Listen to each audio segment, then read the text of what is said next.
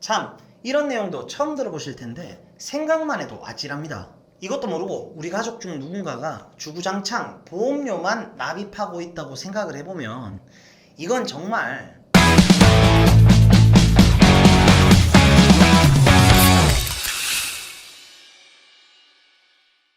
네, 안녕하세요. 여러분들의 갈증을 톡 쏘는 보험 지식으로 해소시켜드리는 보험사이다입니다.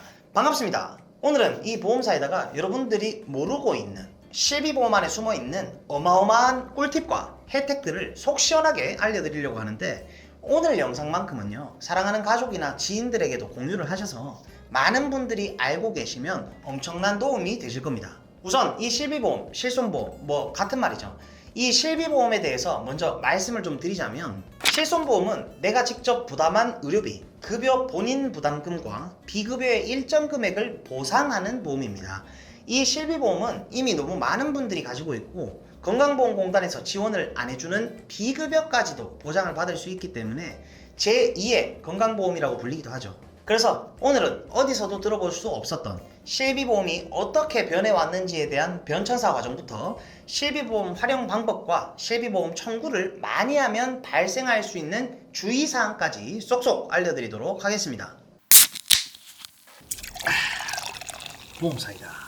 먼저 1세대 실비는 2009년 9월까지 가입한 보험을 1세대 실비라고 합니다. 실비보험 전체 가입자 중에 19.1%를 차지하고 있고, 이 1세대 실손보험은 많은 보험 전문가들이 봤을 때 황금 실비라고 할 수 있을 정도로 큰 장점이 있었습니다. 만약 내가 암으로 진단을 받아서 입원을 한 후에 암으로 수술을 받고 암 치료를 받아서 비용을 총 3천만 원을 지출했다고 했을 때 본인이 부담하는 금액 없이 3천만 원 전액을 100% 돌려받을 수 있습니다. 자기 부담금 없이 실비보험으로 모두 처리가 가능하다는 거죠. 통원의 경우에도 자기 부담금이 보통 5천 원밖에 되지 않습니다. 기준이 명확하지 않았던 때인 만큼 회사에 따라 보장 내용에 차이가 있다는 게 1세대 실비의 특징인데, 이때 상해 실비로 인한 일반 상해 의료비를 가입하신 분들은 산재나 자동차 사고에 대해서도 50% 중복 보장을 하고요, 통원 치료도 최대 한도까지 보장을 합니다. 자기 부담금도 없고 상해로 인한 치과나 한방치료까지 보장이 가능할 정도로 장점이 많았습니다.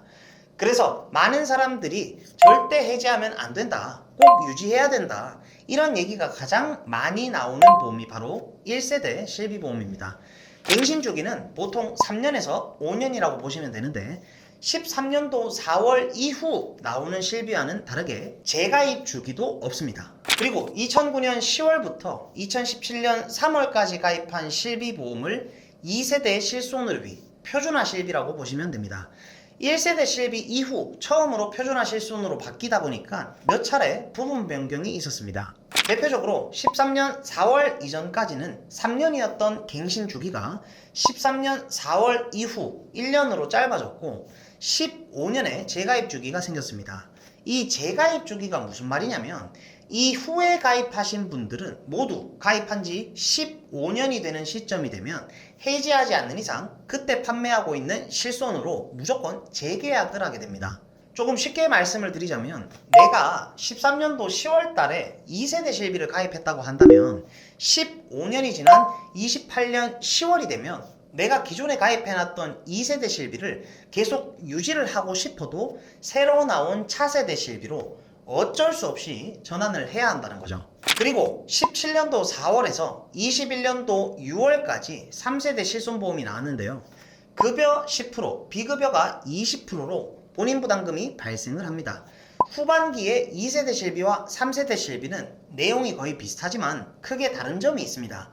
바로 비급여 청구 중 많은 비중을 차지했던 도수치료, 주사료, MRI 3종을 비급여 3종으로 별도로 분류하겠다는 점인데요. 보시면 3세대 비급여 항목의 자기 부담금은 20%고요. 3종의 비급여에 대해서는 30% 자기 부담금을 부과하게 됩니다.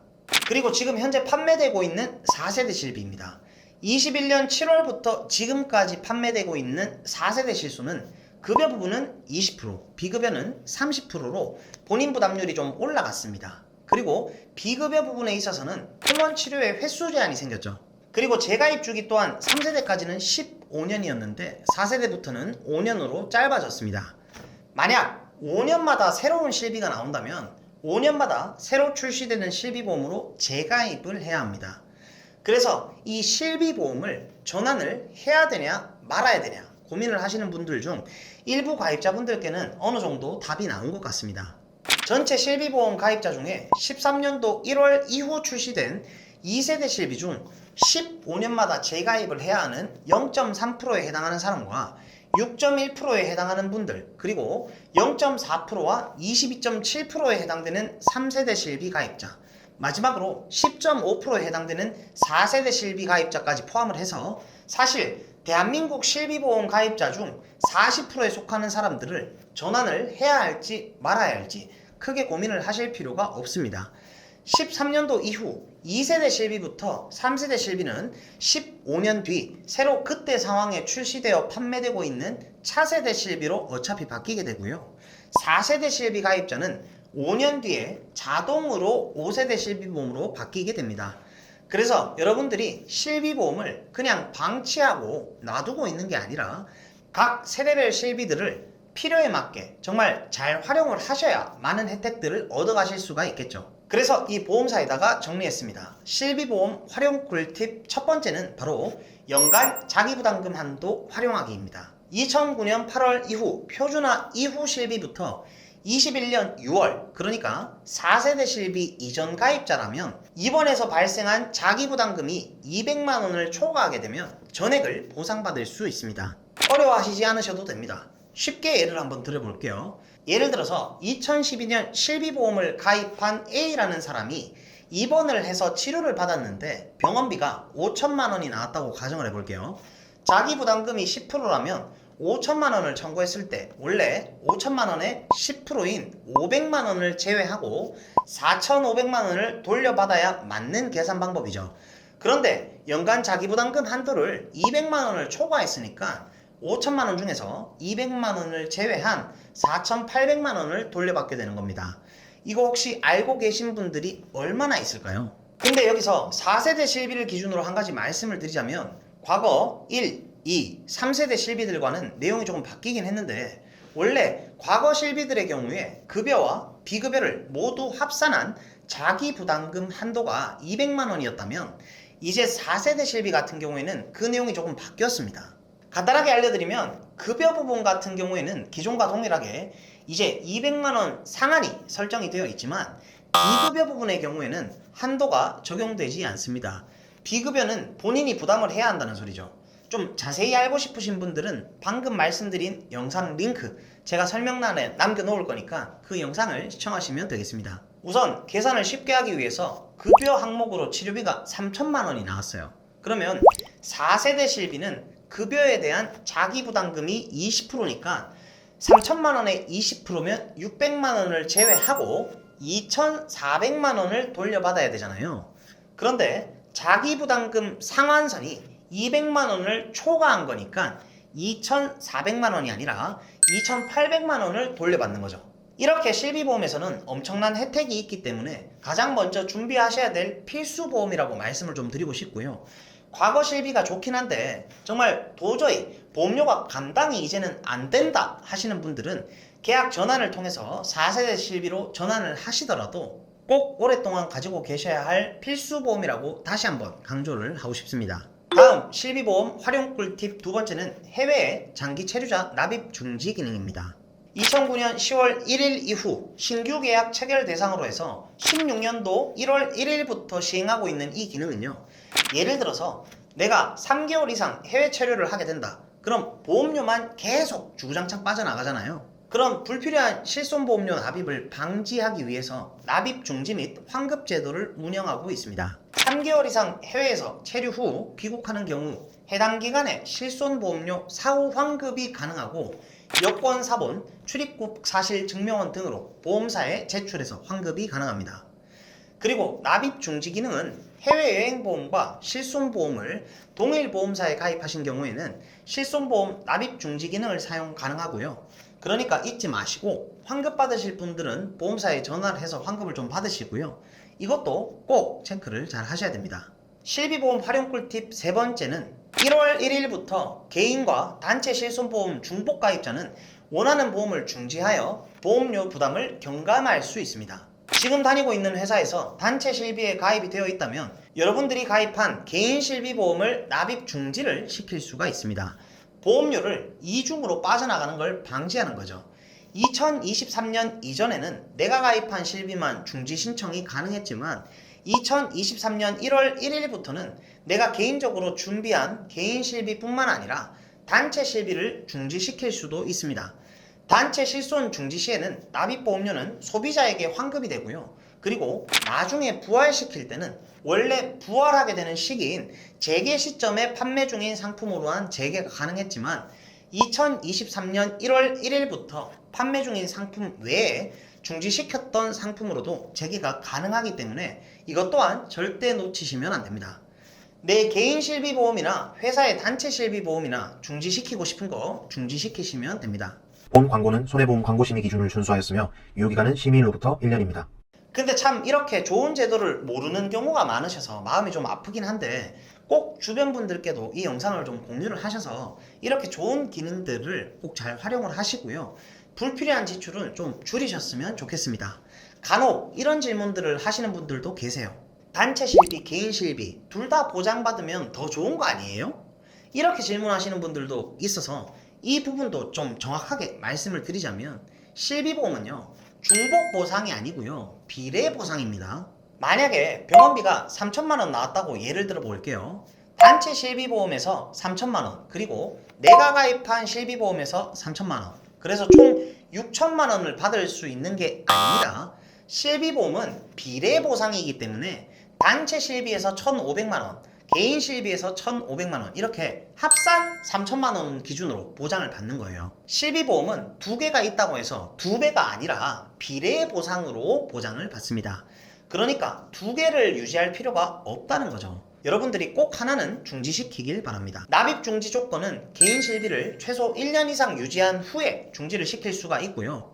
나중에 이직이나 퇴사를 해서 더 이상 단체 실비로 보장을 받을 수 없을 때 중지시켜 놓았던 개인 실비를 부활시키면 되겠죠. 그리고 50대가 되어서 명예퇴직하기 전까지도 회사의 단체 실비로 보장을 받을 수 있으니까 개인 실비를 가입 안 하신 분들이 간혹 계신데 그런 분들은 퇴직하시면서 1개월 이내에 단체 실비를 개인 실비보험으로 전환을 시킬 수가 있어요. 5년간 보험금 200만원 이하 수령을 하셨고 암, 뇌, 심장질환 같은 10대 중대 질병에 대해서 5년간 발병 이력이 없다면 개인 실비로도 전환이 가능하니까 이 부분도 꼭 잘 체크를 하시길 바랍니다. 단 5년간의 지급보험금이 200만원 이하니까 이 부분은 놓치시면 안됩니다. 적재적소에 잘 활용을 하셔야 되겠죠. 그리고 실비보험 활용 꿀팁 네 번째는요.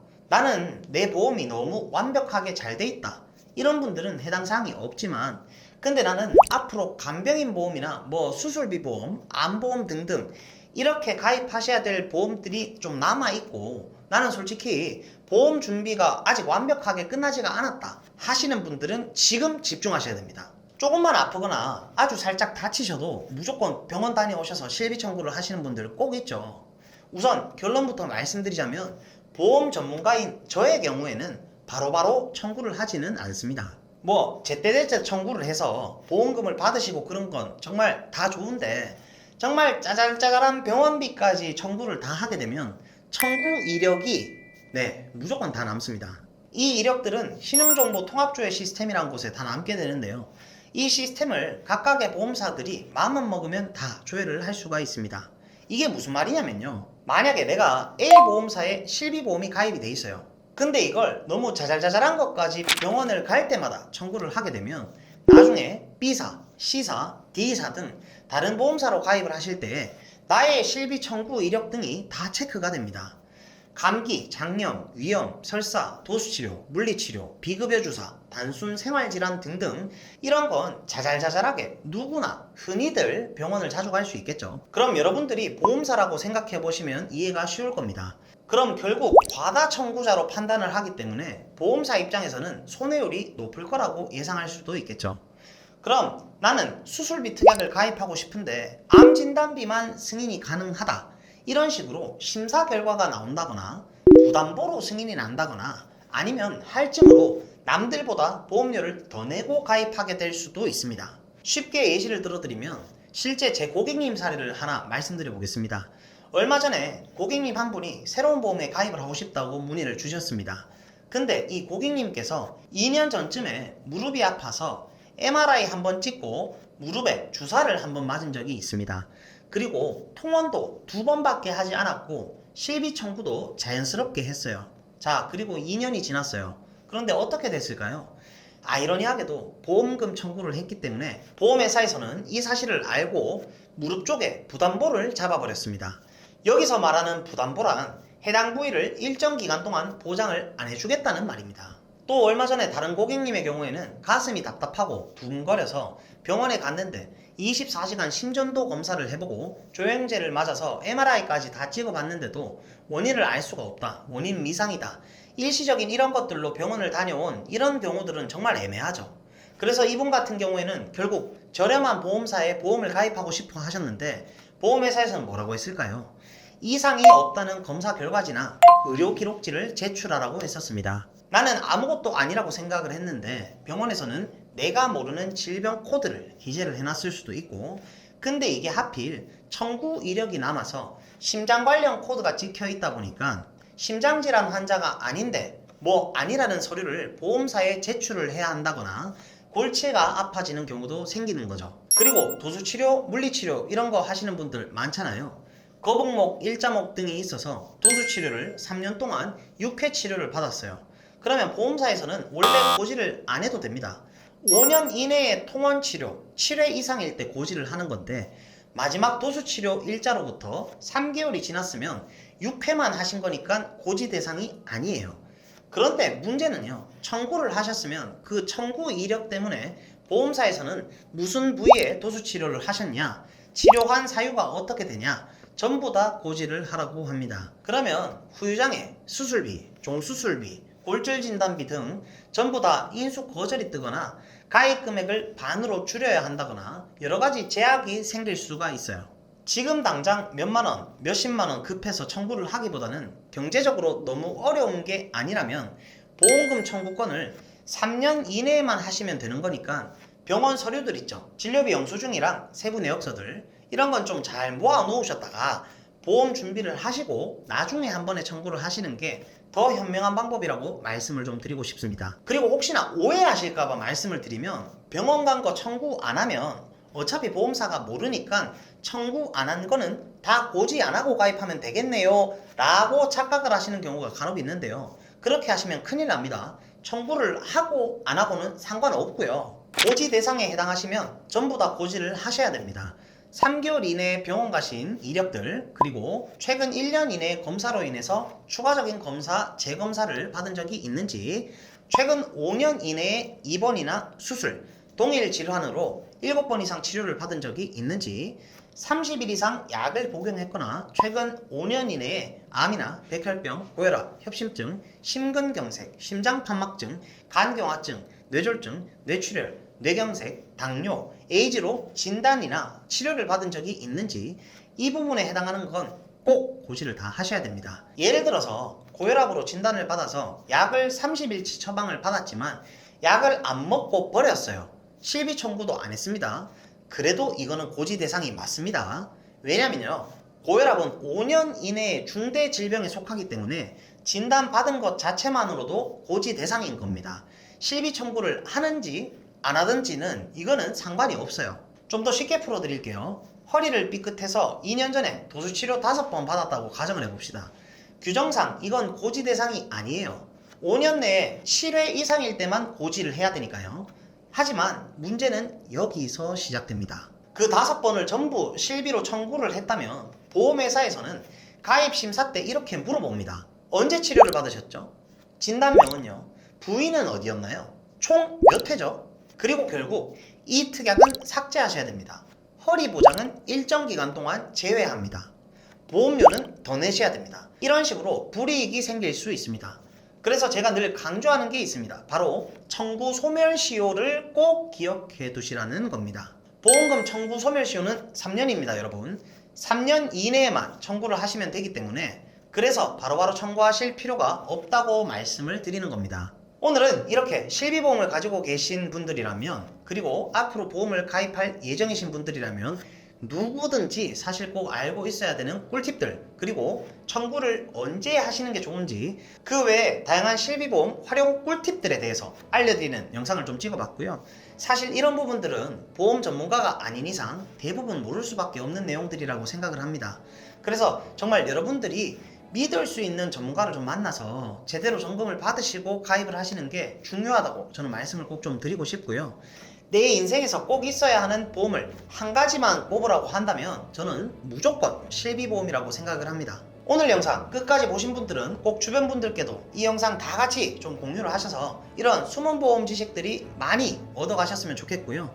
제 영상을 시청해주시는 많은 분들이 보험을 통해 꼭 손해가 아니라 수혜를 받아보실 수 있는 그런 분들이 모두 다 되셨으면 좋겠습니다. 저희 보험사이다 채널에서는 고객 한 분 한 분께 면밀히 최선의 설계를 도와드릴 수 있도록 30개 이상의 생명보험, 손해보험, 여러 회사들을 비교 설계 및 약관 분석을 통해 도움을 드리고 있습니다. 보험가입이나 리모델링에 대해서 궁금하시고 상담을 희망하시는 분들은 댓글창에 상담 신청 링크를 클릭하시거나 카카오톡 검색창에 보험사이다 검색하셔서 연락을 주시면 순차적으로 면밀히 상담을 도와드릴 수 있도록 하겠습니다. 그러면 보험사이다 구독, 좋아요, 알림 설정 잊지 마시고요. 그럼 다음 시간에 더욱 시원하고 톡 쏘는 보험 지식으로 찾아뵙도록 하겠습니다. 이상 보험사이다였습니다. 감사합니다. 본 광고는 손해보험 광고심의 기준을 준수하였으며 유효기간은 심의일로부터 1년입니다.